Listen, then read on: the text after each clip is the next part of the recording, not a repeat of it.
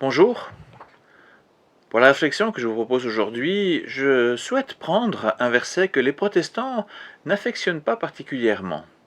C'est dans Jacques 5, verset 16.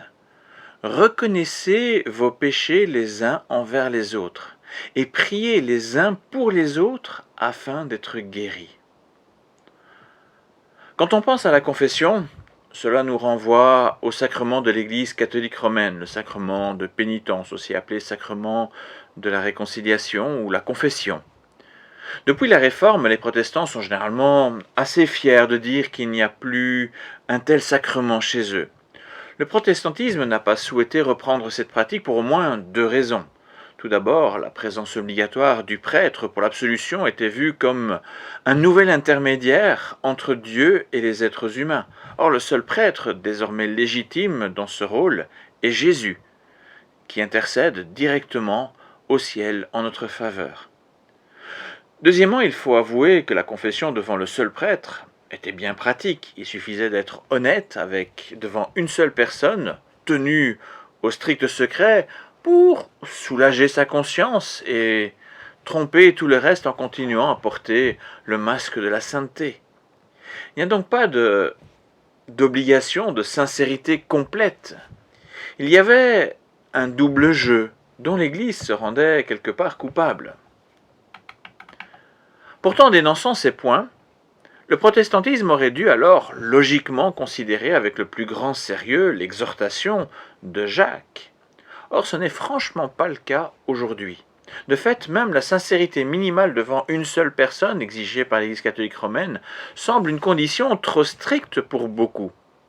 Faire un petit bout de chemin avec un pasteur pour être libéré d'un péché semble pour certains un engagement trop pénible.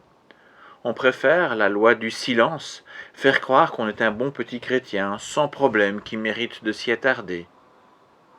Or, il existe un réel danger à ne pas paraître tel que nous sommes vraiment, un danger à cacher nos travers.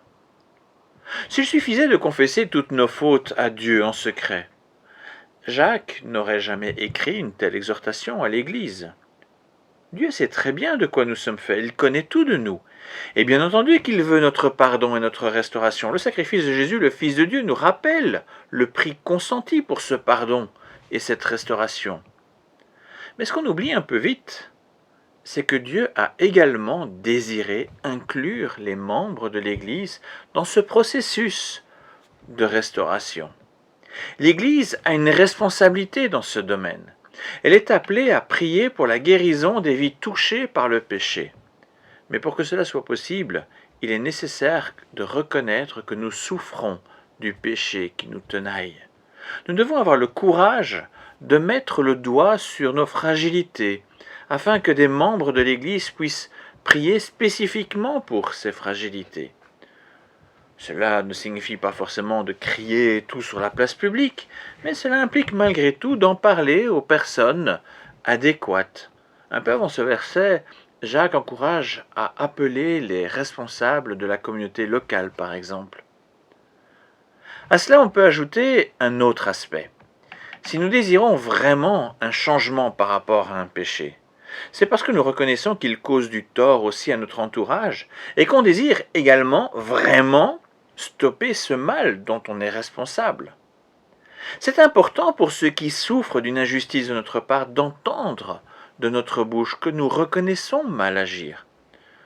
Quand elles entendent ça et en sachant ce qui se passe, même en tant que victimes, elles peuvent trouver des forces et de la patience supplémentaires pour nous aider par la prière pour notre guérison. Par ailleurs, quand les choses sont connues et reconnues, l'aide de l'entourage proche peut être très concrète.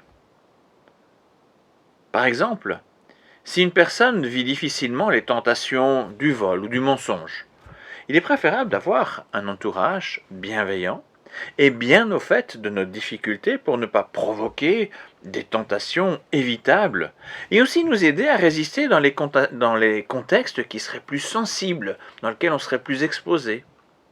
Reconnaître sa faiblesse, c'est reconnaître qu'on a besoin du soutien de son entourage. On est toujours plus fort ensemble que seul. Néanmoins, cet idéal demande une très grande maturité de l'entourage. Il doit veiller à être bienveillant et renoncer à tout esprit de jugement.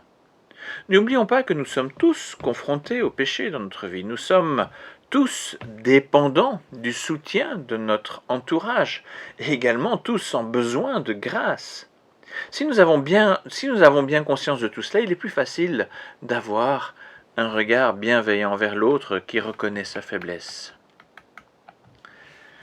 Finalement, la confession permet d'être vrai, d'exprimer nos véritables besoins spirituels.